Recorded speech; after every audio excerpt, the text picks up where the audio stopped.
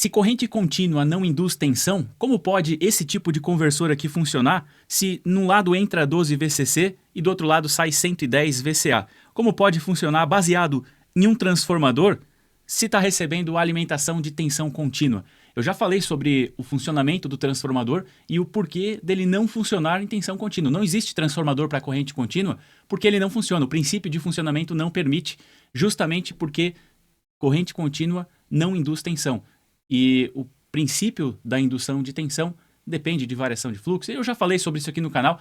Nesse vídeo eu vou focar nesse equipamento aqui e com conhecimento prático vocês vão entender como que isso funciona. Então, como pode ser possível transformar 12 VCC, a tensão de uma bateria, em 110 VCA ou 220 VCA ou qualquer outra tensão, como que se consegue fazer isso.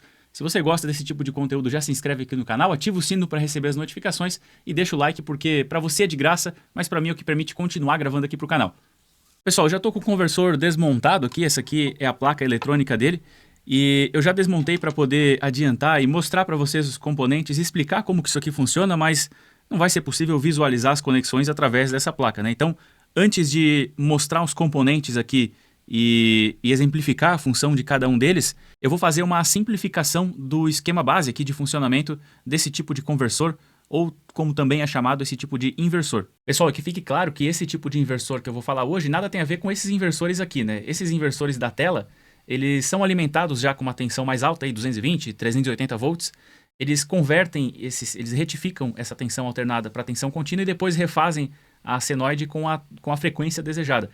Eu até expliquei isso nesse primeiro vídeo aqui, que tem um circuito simplificado também. A saída é parecida até com os inversores que eu vou falar hoje, mas a entrada não tem nada a ver, você não vai encontrar transformador aqui, por exemplo. O sinal ele é retificado e depois é transformado em tensão alternada de novo. É diferente do que eu vou apresentar hoje. Pessoal, então vamos lá. Imagina que de um lado nós temos 12 VCC, positivo e negativo, então. E do outro lado nós queremos ter 110 VCA. Fase neutro ou fase-fase, né? Pouco importa. Fase-fase, vou colocar aqui. Então, de um lado 12 VCC, do outro lado 110 VCA. Como eu conseguiria aumentar essa tensão aqui de 12 para 110 sem usar um transformador, já que tensão contínua não induz? Eu utilizo sim um transformador, mas tem uma técnica para isso. Olha só, o transformador, deixa eu representar aqui a bobina primária e aqui a bobina secundária. Então, eu quero que haja eu vou aplicar uma tensão aqui na bobina primária, para que eu tenha outra tensão aqui na secundária, de acordo com a relação aqui de transformação do transformador. O princípio de funcionamento do transformador é através da indução de tensão. E a indução de tensão ela é proporcional à variação do fluxo magnético sobre a variação do tempo. Quando eu alimento esse transformador aqui com tensão contínua, o que vai acontecer nessa espira primária, no enrolamento primário aqui na bobina primária? Eu vou ter fluxo magnético, até por isso que se você aplicar tensão contínua numa bobina, ela vai haver magnetismo, ela vai atrair materiais ferrosos. Então, há sim fluxo magnético, mas o que não há é variação de fluxo magnético. E a indução de tensão, ela acontece por conta da variação de fluxo. Então, não adianta eu aplicar tensão contínua aqui no transformador, que ele não vai funcionar. Bom, o que eu faço então para que haja variação de fluxo? Eu coloco uma chave aqui. Eu posso ligar no negativo, eu posso ligar direto, e no positivo, ou o contrário, pouco importa. Mas eu coloco uma chave. Essa chave, eu estou representando aqui uma chave mecânica, assim, porque é mais fácil de ficar mais intuitivo aqui para entender o princípio de funcionamento. Eu não estou fazendo um esquema aqui para que você consiga fabricar um inversor desse em casa. Eu estou fazendo para que você entenda o princípio de funcionamento. Então, vamos supor que eu tenho uma chave aqui, e eu vou ficar ligando e desligando essa chave de modo que eu consiga ter uma variação de fluxo. E se eu tenho variação de fluxo, eu tenho indução de tensão, e aí eu vou ter uma tensão aqui nessa espira, eu poderia ligar nesse ponto. Bom, mas a onda senoidal, a onda que nós temos aqui, quando se utiliza um transformador para alimentar a sua casa, por exemplo, você vai ter uma onda senoidal, que o nível de tensão, ele vai subindo até chegar no pico máximo, depois vai descendo, passa pelo negativo, vai até o pico máximo negativo, depois volta para o zero e por aí vai, né? Aqui eu tenho um ciclo. Na nossa rede nós temos 60 Hz, ou seja, 60 ciclos por segundo. Isso aqui acontece muito rapidamente. Então, 60 vezes, um ciclo completo desse acontece 60 vezes em um segundo na nossa rede elétrica. Nesse caso, eu não vou ter isso. Eu vou ter algo parecido com isso aqui, ó. Tá ligado, desligou. Ligou, desligou. Então, o meu fluxo ele não vai ser dessa maneira aqui. Quando eu tenho um fluxo que é causado por uma tensão senoidal aqui na entrada do transformador, na saída eu vou ter algo parecido com isso. E nesse caso, eu teria algo parecido com isso aqui. Então, com a chave dessa maneira, eu não tenho essa variação de fluxo dessa maneira, é uma variação muito mais imediata, né? E eu teria isso aqui na saída também. Na saída eu teria um sinal parecido com esse. Não é o que nós desejamos. Isso aqui na saída, em alguns equipamentos não traria problema, você poderia alimentar dessa maneira aqui, mas em outros equipamentos isso poderia causar problemas. Então, você até vai ver esse tipo de circuito aqui quando é algum equipamento específico, mas não, geralmente não, pelo menos, quando se tem tomada na saída, porque quando se tem tomada você não sabe exatamente qual equipamento que vai ser ligado e esse tipo de onda aqui seria problemática. Então, eu não posso fazer simplesmente isso. Não posso ligar direto. Então, o que eu vou fazer? Eu tenho uma tensão induzida aqui na saída. Essa tensão induzida vai ser retificada. Então, eu transformo isso aqui em tensão contínua. E para isso, eu vou utilizar uma ponte de diodos, né? Deixa eu representar aqui a ponte de diodos. Aqui eu tenho uma conexão. E do outro lado... Será que vai ter espaço aqui?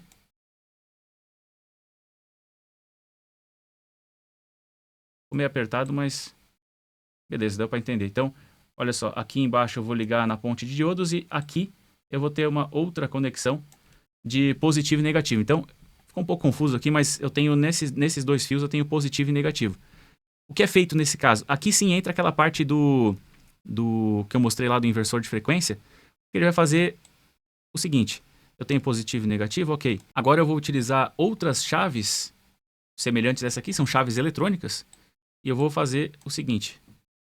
Vou colocar contato aqui no positivo e vou colocar um contato aqui, 2 contatos no positivo e 2 contatos no negativo. E agora, nesse ponto aqui eu tenho uma fase, deixa eu apagar esse 110 para abrir um pouco de espaço aqui. Nesse ponto aqui eu tenho uma das fases e nesse outro ponto aqui, deixa eu sair aqui por baixo, nossa, ficou confuso isso aqui, hein? Eu vou ter outra fase. Basicamente é o seguinte, eu tenho positivo de um lado e negativo do outro. Essas chaves aqui, ó, eu tenho uma chave que liga o negativo e eu tenho uma chave que liga o positivo. Apenas uma dessas chaves vai ligar por vez. Então, nessa fase aqui, ó, observa essa fase aqui somente. Eu tenho essa conexão aqui. Eu posso ligar tanto positivo quanto eu posso ligar negativo. O inversor ele vai ficar pulsando. Ele vai ficar pulsando um pouquinho de positivo, um pouquinho mais de positivo, um pouquinho mais de positivo ainda, um pouquinho menos, e depois ele vai fazer o mesmo com o negativo. Então, pulsa um pouquinho negativo, um pouquinho mais, um pouco mais ainda, um pouco menos e mais um pouquinho. E quando eu observo esse sinal pulsado aqui, se você observar e fazer uma média da tensão, olha só, a tensão ficou... A gente tem um sinal de tensão grande, mas ele ficou por pouquinho tempo. Então, se eu pegar uma média desse espaço aqui, eu tenho uma tensão pequena. Agora eu tenho um pouquinho mais de tensão para um espaço sem tensão um pouco menor. Aqui eu já tenho tensão completa, ó, por bastante tempo. Então, se eu pegar a média disso aqui, vai ficar algo parecido com isso, que é a senoide que nós procuramos. Então, são criadas ondas senoidais nessas duas fases aqui, através dessas 4 chaves. Isso é feito através dessa média de tempo em que a tensão fica... Nós temos o pico de tensão, observa que é sempre o mesmo. O pico de tensão é sempre o mesmo. E até para manter esse pico de tensão, normalmente, entre esses dois polos aqui, nós temos um capacitor, já que aqui do transformador isso vai sair pulsado, né? Então, geralmente tem um capacitor aqui para manter, um capacitor, um banco de capacitores para poder manter essa tensão estável. Então, de um lado eu vou ter positivo e do outro negativo. Nem observei a polaridade aqui dos diodos, mas enfim. Então, o pico de tensão aqui é o mesmo, mas eu tenho um período em que ela está ativa aqui, onde a saída ela está fechada por um período menor, né? E depois isso vai aumentando de forma que a média de tensão fica assim. O que vale na prática é a tensão RMS. Eu já falei sobre a diferença da tensão média e da tensão RMS, mas falar em tensão média é muito mais didático, né? Então por isso que eu uso esse termo. Mas tem vídeo aqui explicando a diferença entre tensão média e tensão RMS. Eu vou deixar um card aqui para quem quiser acessar. E agora que você entendeu o princípio de funcionamento, eu preciso falar de algumas características que diferenciam esse tipo de aplicação. Você deve ter observado que o transformador ele é muito pequeno. Apesar da potência do conversor ser de 300 watts, o transformador aqui ele é muito pequeno. Como isso é possível? Por que esse transformador é tão pequeno? Nós temos, eu já falei anteriormente que a tensão induzida aqui no secundário, ela tem relação direta com a variação de fluxo sobre a variação do tempo, né? Então o que acontece? Baseado nisso aqui, Essa chave, ao invés de produzir uma frequência aqui que fique próxima dos 60 Hz, que é o que nós encontramos na nossa rede elétrica, esse chaveamento aqui ele vai acontecer na casa dos 20 até uns 100 kHz normalmente. Pode ter mais, pode ter um pouco menos, mas normalmente é isso, é entre 20 e 100 kHz. Por que não menos que 20 kHz? Porque se torna audível. Até 20 kHz, normalmente o ouvido humano ele consegue escutar. Muitas vezes menos, à medida que a idade vai avançando, você consegue, o seu espectro de frequência audível ele vai diminuindo, mas até 20 kHz é possível escutar. Acima disso já não. Então, se você utiliza uma frequência maior, esse transformador ele não vai fazer barulho e não vai te incomodar, especialmente aí nos casos onde é um equipamento que está dentro de casa, né? Então, se fizesse barulho, iria incomodar. Esse é um dos motivos. 20 kHz, lembrando, né? São 20 mil Hz. Então, nós temos na nossa rede 60 Hz, 60 ciclos por segundo. Nesse caso, são 20 mil ciclos por segundo. 20 mil. Isso no mínimo. Normalmente é acima disso, inclusive. 50 kHz até 100 kHz você vai encontrar normalmente. Bom, e por que trabalhar com uma frequência tão alta? Para que nós temos uma tensão bem diferente, né, de 12 para 220. Então, o número de espiras no transformador teria que ser bem grande para criar uma relação tão distante assim, de 12 para 110, na verdade, ou para 220 poderia ser também. Então, para evitar essa quantidade de espiras, uma das formas é aumentar a frequência. Se você aumenta a frequência, olha só, aqui nós temos um ciclo completo, né? Um ciclo completo. Deixa eu apagar isso aqui e refazer. Aqui nós tínhamos um ciclo completo, deixa eu redesenhar ele aqui. Olha só. Um ciclo completo é isso aqui, né? Opa, ficou bem mal desenhado. Um ciclo completo. Agora eu vou desenhar um ciclo completo com uma tensão que é o dobro dessa tensão aqui. Deixa eu fazer em cima que daí vai dar para comparar. Se a tensão é o dobro de ciclos no mesmo período, né? Então, olha só. Nesse período aqui, enquanto eu tive meio ciclo, aqui eu já tive um ciclo completo. E no outro semiciclo, né, na outra metade do ciclo, eu tive outro ciclo completo. Observa que se eu tenho se eu tiver a mesma amplitude aqui de um ciclo completo, só que ele levar menos tempo para acontecer, se eu chego no mesmo valor de tensão, a tensão ela é igual aqui e aqui. Só que como a frequência é menor, o ciclo ele é mais longo, demora mais. Aqui o ciclo é mais rápido. Observa que a variação de tensão, nesse caso, é muito mais brusca, né? Eu estou aqui no positivo, em pouquinho tempo eu já estou aqui no negativo. Aqui não, é tudo mais lento, né? Então, se eu tenho frequências mais altas, eu tenho mais variação de tensão. A tensão aqui ela vai do positivo para o negativo muito rápido. Se a tensão varia mais aqui no primário, a corrente vai variar mais também e o fluxo vai variar mais também numa mesma unidade de tempo, né? Ou considerando uma variação de fluxo fixa, nós teremos essa variação em menos tempo. Olha só, daqui para aqui, que é do fluxo num sentido para o outro sentido, seria a variação máxima que eu encontro aqui nesse circuito, né? Nós temos essa unidade de tempo, essa quantidade de tempo.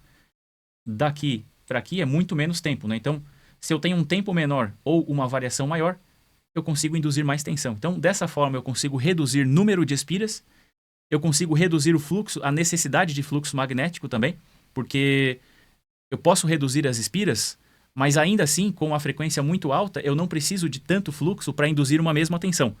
Então, aquele 110 que eu vou ter aqui entre essas duas fases, para obter esse 110, eu consigo fazer isso aumentando a frequência, eu consigo diminuir o número de espiras, e aumentando mais ainda essa frequência, eu consigo diminuir também a necessidade de fluxo magnético. Nesse caso, o transformador ele se torna muito compacto e muito barato, porque você tem menos cobre, menos espiras, e você tem menos ferro no núcleo desse transformador. Aliás, nesse caso nem se utiliza ferro, porque o ferro ele tem mais esterese magnética. Imagina o seguinte, ó, aqui eu tenho um núcleo de um transformador, aqui as espiras da alimentação e aqui as espiras do secundário da saída. Esse fluxo, uma hora ele vai estar nesse sentido, já no instante seguinte ele vai estar no sentido oposto. Se eu aumento a frequência, essas alternâncias elas vão acontecer com uma velocidade maior. E esse material ele tem como se fosse uma inércia para mudar a orientação do campo magnético. E essa inércia ela causa perdas nesse transformador e essas perdas são justamente por conta essa inércia, ela é esterese magnética e essa esterese magnética causa perdas no núcleo do transformador. Então, por que não se utiliza ferro? Porque o ferro favorece isso, favorece inclusive as correntes parasitas também nesse núcleo e por isso utiliza-se ferrite. Nos transformadores de grande porte não se utiliza ferrite. A ferrite é um material utilizado especificamente nesse tipo de transformador, então, que vai operar em altas frequências. Então, no núcleo desse transformador nós temos ferrite, porque a ferrite diminui perdas por esterese magnética, que é esse atraso, essa inércia para inverter a polaridade aqui, a orientação do fluxo magnético nesse núcleo. Diminui também perdas por correntes parasitas e possibilita, então, o trabalho aí com essas altas frequências. Então, se eu aumento a frequência, eu diminuo esse tempo aqui da variação de fluxo, eu aumento a tensão, eu consigo trabalhar com tensões maiores, eu consigo reduzir o número de espiras também. O tamanho do núcleo diminui, o número de espiras diminui, então fica mais barato. Inclusive, um número de espiras grande vai causar mais resistência nesse transformador, então perdas por efeito Joule no próprio fio da bobina, no próprio enrolamento se tem perda também, não só no núcleo. Então, trabalhar com altas frequências aqui é vantajoso nesse sentido. E é por isso que essas fontes chaveadas elas são sempre pequenas, né? Enquanto que, lógico, proporcionais também à potência, mas comparado com um transformador, elas são pequenas e leves. Os transformadores são pesados e caros e volumosos também, se considerar uma mesma potência. A palavra nesse caso é densidade de potência, né? Nós temos uma densidade de potência muito maior nas fontes chaveadas. Pessoal, e agora vamos procurar aqui os componentes que eu citei. Esse inversor ele vem dessa maneira aqui. Nós temos uma pequena chave para ligar e desligar a saída, e essa chave ela é conectada através desse conector aqui na placa. Então essa chave ela liga e desliga as saídas. Nós temos saídas USB aqui para alimentação de dispositivos eletrônicos. Então aqui as 4 USBs. As duas tomadas 110 volts, cujas conexões estão aqui. Nós temos as duas fases aqui e as duas fases aqui também. E a alimentação 12 volts ela se dá através desse tipo de conector padrão aqui para automóveis. Esse aqui é um inversor que eu utilizo para alimentar meu roteador quando eu fico sem energia aqui onde eu estou. Eu utilizo para alimentar roteador de internet e o computador para poder continuar trabalhando, né? Nós temos um coolerzinho aqui também que refrigera esse dissipador. Esse cooler ele fica nessa posição aqui, onde nós temos inclusive uma abertura para passagem do ar. E é mais ou menos nessa região aqui, onde, na verdade é aqui, atrás de dois componentes que são importantíssimos aqui, eu já vou mostrar para vocês. Então, o cooler ele refrigera essa placa de alumínio aqui, e nessa placa de alumínio nós temos grudados nela aqui duas chaves que vão chavear a alimentação desse transformador. Eu falei que eram eletrônicas, né, e não mecânicas, então tá aqui. Elas estão, acho que tá dando para ver, né? Tem duas aqui então. E elas estão diretamente conectadas na alimentação do transformador. É feito com duas, porque elas estão ligadas em paralelo. Até se seguir as trilhas aqui, você vai observar que as duas estão no primário do transformador. E para divisão de carga e poder trabalhar com componentes pequenos aqui, foi feito dessa maneira, então com duas, mas seria possível, de acordo com o princípio de funcionamento, seria possível com uma apenas. Então, esse transformador aqui é alimentado e esse chaveamento acontece através desses dois componentes. Nós temos a retificação através de 4 diodos que estão logo depois do transformador, eles estão mais embaixo desse capacitor aqui. Embaixo desse capacitor nós temos os 4 diodos ali que fazem a retificação do sinal.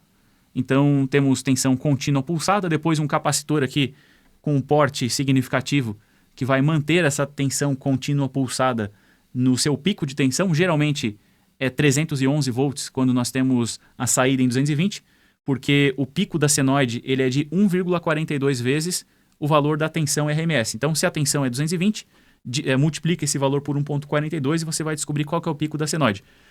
Esse tipo de funcionamento, com esse princípio de funcionamento, você precisa da tensão de pico, porque essa tensão vai ser pulsada, né? E para poder criar, então, uma tensão RMS de 220, você precisa ter 311. Nesse caso, é 110, é a metade. Então, a tensão de pico também vai ser a metade, que é 156, correto? Então, nós temos provavelmente 156 volts aqui, de tensão contínua. E aqui aquelas 4 chaves que vão fazer a simulação de uma onda senoidal. Aí, além disso, nós temos, lógico, outros componentes aqui diversos. Temos alguns microcontroladores. E esses microcontroladores aqui, eles vão fazer o controle dessas chaves aqui também. E, enfim, o resto aqui é acessório, né? Nós temos a parte de controle e tudo mais, mas o princípio de funcionamento está baseado nesses poucos componentes aqui.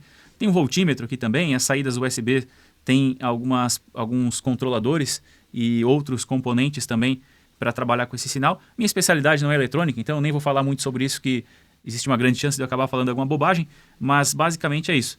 E inclusive tem pequenos indutores aqui que talvez sejam até transformadores para trabalhar com tensão mais baixa nas portas USB. Confesso que eu não me ative a isso, não cheguei a dar uma olhada de maneira mais aprofundada, mas pouco importa, né? As portas USB aqui não são objeto do vídeo. O objeto do vídeo são essas portas aqui, essas tomadas de 110 volts. Talvez você tenha percebido que, apesar do vídeo ser focado num conversor de 12 VCC para 110 VCA, o objetivo não foi necessariamente mostrar o conversor e falar especificamente sobre ele. Eu poderia ter ido muito mais direto ao ponto, ser muito mais breve aqui, mas o objetivo é trazer conhecimento de uma forma mais ampla. Eu trouxe outros conceitos aqui que são muitíssimo importantes para quem trabalha com eletricidade, especialmente eletricidade industrial. Você precisa entender o conceito de tensão, o funcionamento do transformador, por exemplo. Então, o meu objetivo aqui é trazer conhecimento e, apesar de eu utilizar muitas vezes algo para demonstrar isso, eu gosto de abranger mais temas. Por isso o vídeo fica um pouco mais longo, talvez menos interessante para quem gosta de conteúdo mais curto. Então, por isso eu peço a sua ajuda, deixando o seu comentário, deixando o seu like, para que esse vídeo chegue para mais pessoas e tenha volume, tenha algum sucesso, para que eu possa continuar gravando conteúdo desse tipo. Se você gosta desse tipo de conteúdo, faça isso para me ajudar e não deixa também de se inscrever no canal, ativar o sino de notificações para ficar por dentro das novidades. E caso deseje comprar materiais elétricos de qualidade, acesse o site da Brasiltec, vou deixar o link na descrição do vídeo de hoje.